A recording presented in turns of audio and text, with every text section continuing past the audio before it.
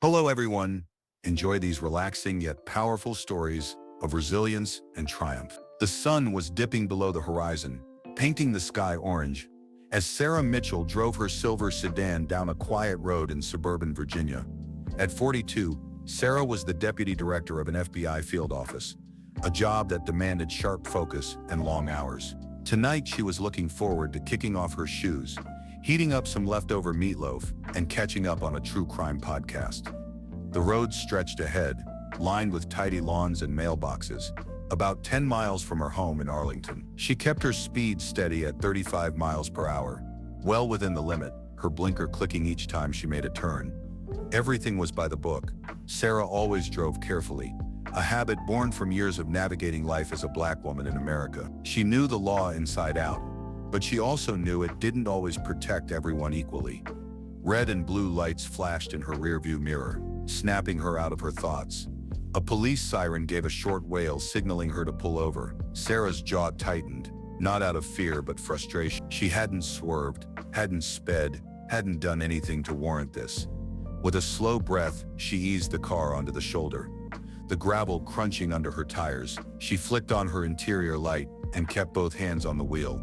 Another habit to make sure everything was clear. A young white officer, maybe in his late 20s, approached her window, his flashlight already beaming.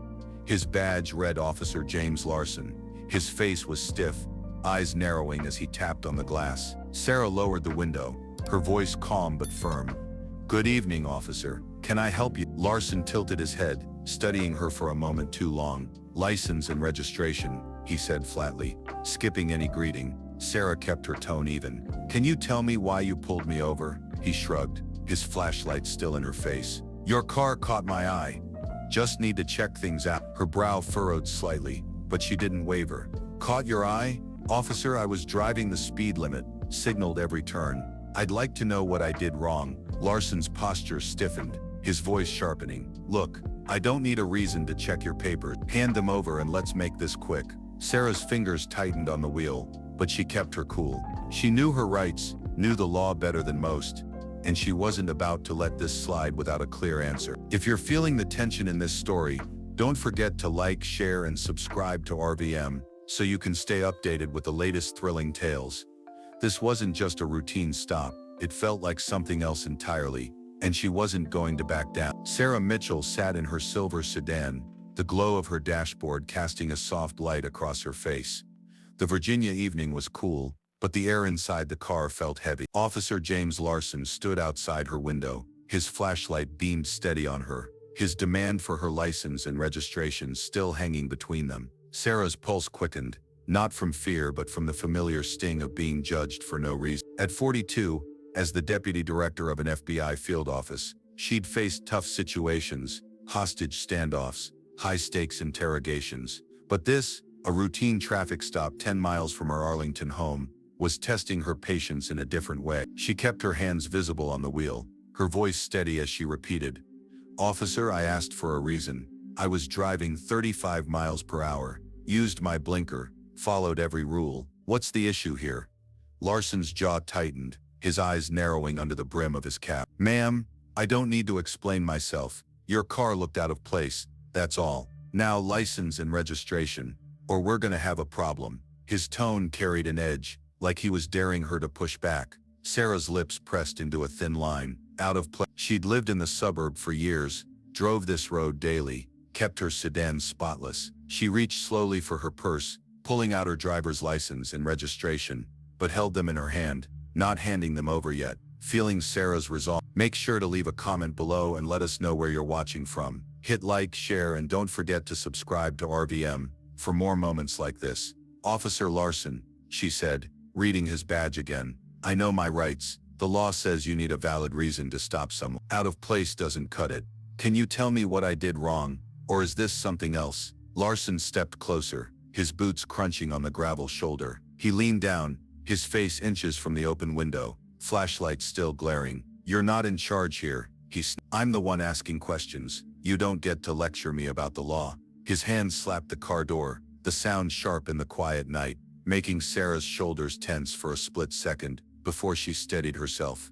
She met his gaze, unflinching, I'm not lecturing, officer. I'm asking you to follow the rules you're supposed to uphold. I've done nothing wrong and I'm happy to cooperate if you give me a real reason. Her voice stayed calm, professional, but firm, owned from years of commanding respect in FBI briefing rooms. Larson's face reddened, his patience fraying. You think you're smart, huh? I've been doing this job for years and I don't need some driver telling me how to do it. He pointed a finger at her, his voice rising. Hand over those papers now or I'll pull you out of that car myself. Sarah's chest tightened, not from his threat but from the weight of what was unfolding. This wasn't about a traffic violation. It was about power, about her being a black woman in a nice car on a suburban road. She'd heard stories like this, read reports, even trained agents on de-escalation, but living it was different. Still, she refused to let anger take over. Officer, she said, her tone unwavering, I'm not resisting, I'm asking for fairness. If you can't provide a reason,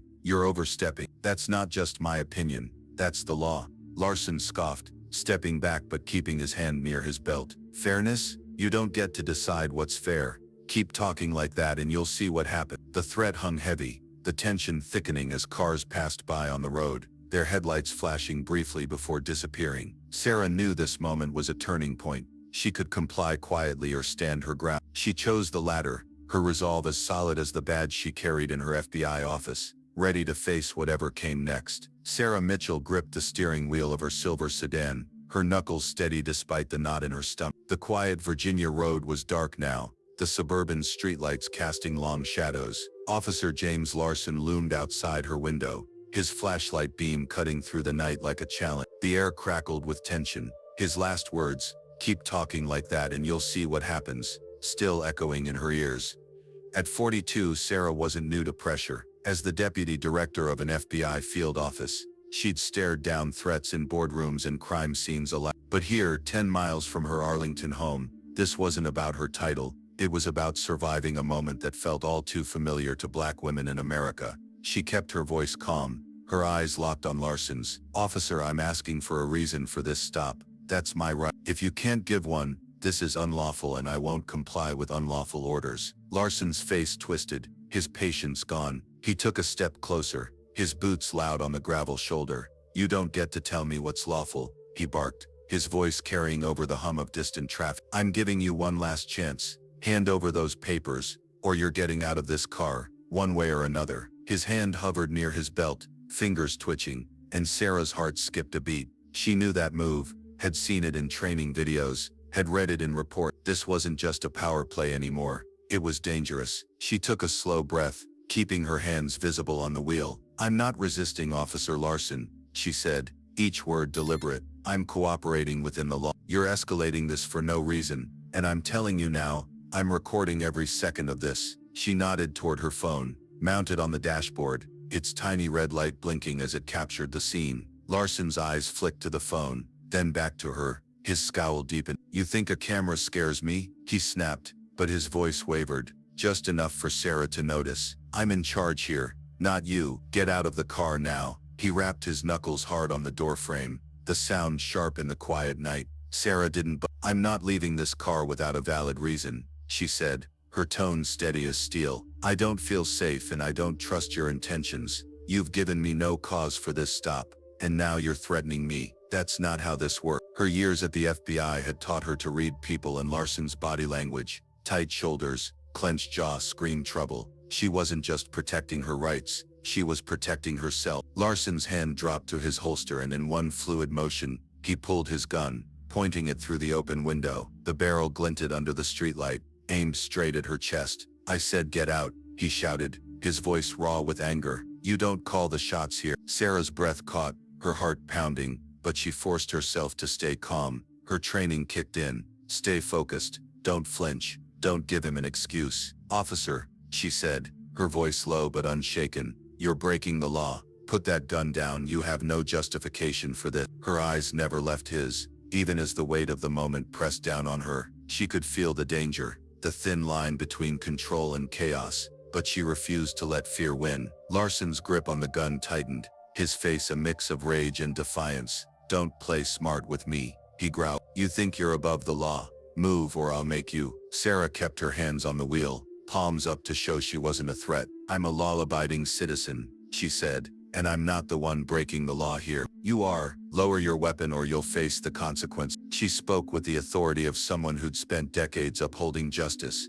but inside she was calculating every word, every move. One wrong step could end this badly. Larson laughed, a harsh, bitter sound. Consequences. You've got no power here, I'm the one with the badge. But his eyes darted to the phone again, the red lights still blinking, and Sarah saw a flicker of doubt. She seized the moment. I'm making a call, she said, moving her hands slowly, deliberately, to the phone, letting him see every motion. You can't stop me from contacting your superior. Larson's gun stayed up, but he didn't interrupt as she tapped the screen and dialed. The line rang twice, before a gruff voice answered. Sheriff's Office, Captain Hayes. Sarah kept her eyes on Larson, her voice clear and This is Sarah Mitchell, Deputy Director of the FBI's Alexandria Field Office. I'm on Route 7, pulled over by Officer James Larson, for no reason. He's pointing a gun at me, threatening me without cause. I'm recording everything and I need you here now to handle this. Larson froze,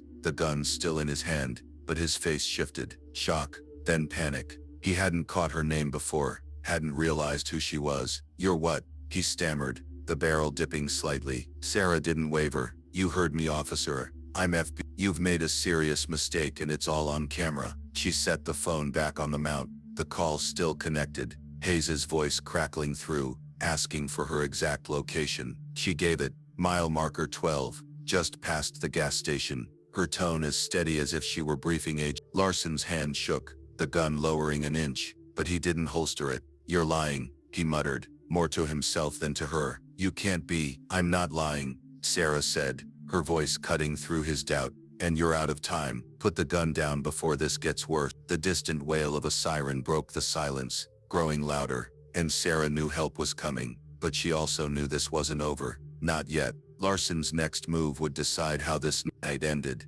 and she was ready for whatever came. Sarah Mitchell sat rigid in her silver sedan, the dashboard's soft glow the only light inside as the Virginia night pressed in. Officer James Larson stood frozen outside her window, his gun still in hand, though it wavered now, no longer aimed directly at her. The red light of her phone's camera blinked steadily, capturing every second of the standoff on Route 7, just 10 miles from Sarah's Arlington home. Her call to Captain Hayes had shaken Larson. His face was pale, his eyes darting between her and the road, where the faint wail of a siren was growing louder. Sarah, 42, and the Deputy Director of the FBI's Alexandria Field Office, kept her hands on the wheel, her voice steady despite the adrenaline coursing through her. Officer Larson, she said, I told you to lower your weapon. You're making this worse for yourself. Larson's grip tightened on the gun, but doubt clouded his expression. You can't be FBI, he muttered, almost to himself. You're just trying to scare me. His voice lacked the bite it had before, and Sarah saw the crack in his confidence. She didn't flinch, didn't look away. I'm not trying anything, she said firmly. I'm Sarah Mitchell, Deputy Director. You pulled me over for no reason, threatened me, and now you're pointing a gun at me. It's all recorded. You need to stop this now. Her words were clear, calm, owned from years of commanding respect in high-stakes situations. But as a black woman, she knew this moment wasn't just about her title. It was about surviving an encounter that felt personal, rooted in something uglier than a traffic stop. Before Larson could respond, headlights swept across the scene, and a black and white SUV screeched to a stop behind his patrol car. A tall man in a sheriff's uniform stepped out, his boots heavy on the gravel. Captain Hayes, his badge glinting under the streetlight, strode forward, his face hard as he took in the sight. Larson with a drawn gun, Sarah sitting composed but tense. Larson, Hayes barked, his voice cutting through the night. Holster that weapon right now. What in God's name are you doing? Larson jolted, lowering the gun to his side, then fumbling it back into his holster. Sir, she wouldn't cooperate, he stammered, his earlier bravado gone. I told her to get out of the car, but she kept arguing, recording me, threatening me with some FBI story. Hayes held up a hand, silencing him. He turned to Sarah, his eyes narrowing, not in suspicion but recognition. Ma'am, are you Sarah Mitchell? Sarah nodded, her posture straight, her voice even. Yes, sir, Deputy Director of the FBI, Alexandria office. I was driving home when Officer Larson stopped me. I asked for a reason, multiple times. He gave none, then threatened me, insulted me, and pulled his gun when I wouldn't comply with an unlawful order.